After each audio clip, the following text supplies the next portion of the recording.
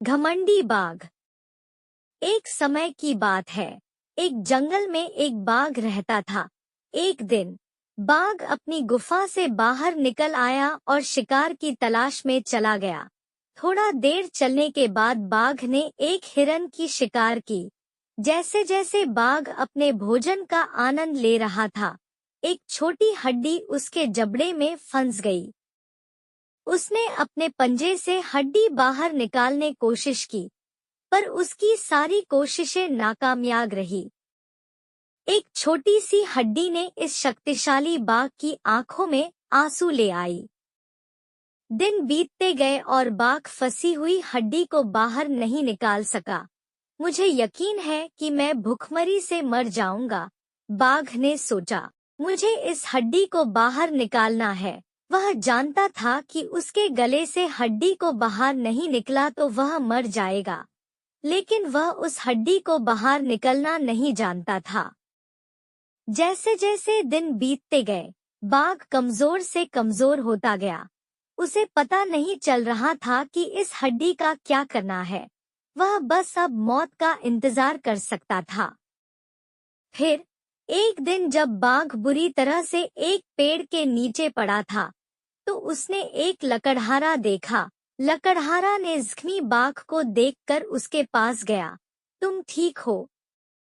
ये तुम मुंह खोल के क्यों बैठे हो? लकड़हारा ने बाघ से पूछा। कुछ दिनों पहले मेरे दांतों के बीच में एक हड्डी फंस गई है।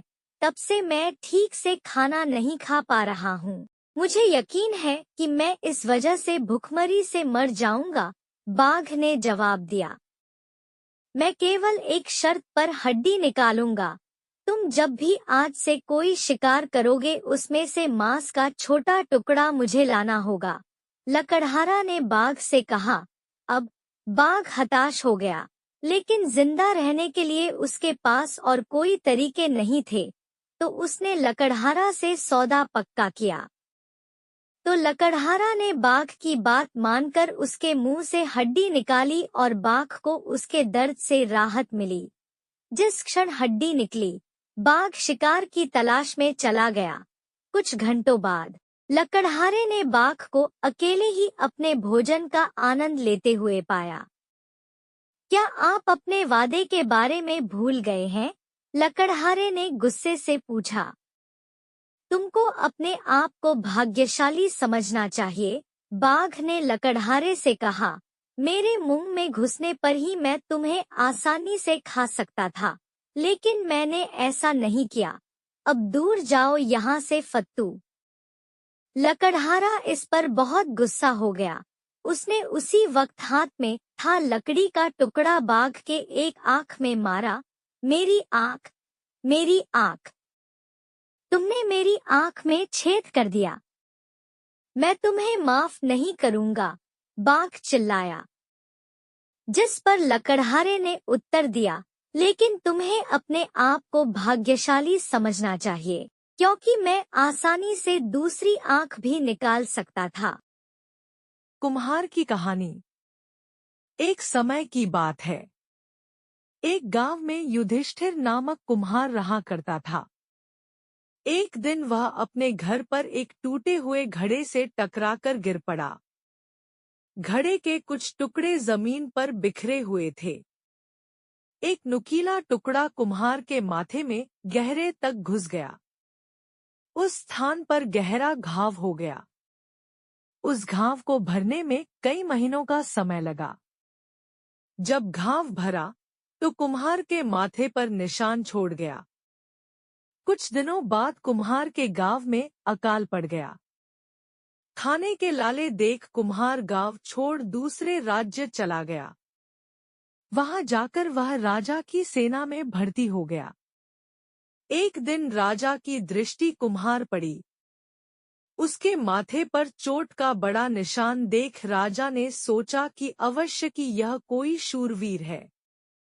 किसी युद्ध के दौरान शत्रु के प्रहार से माथे पर यह चोट लगी है।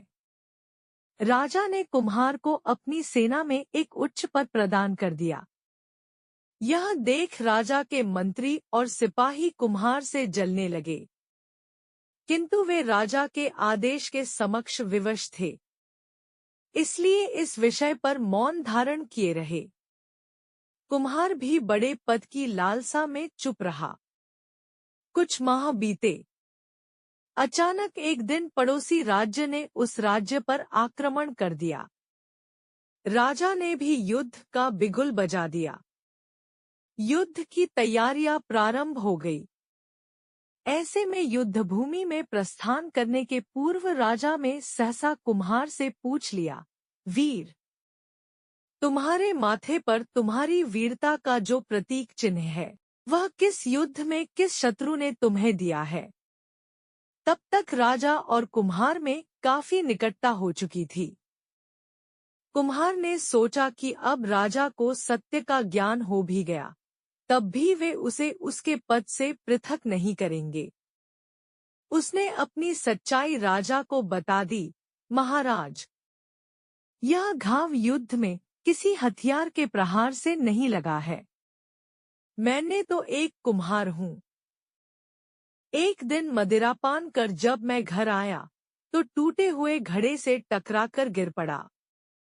उसी घड़े के एक नुकीले टुकड़े से हुए घाव का निशान मेरे माथे पर है।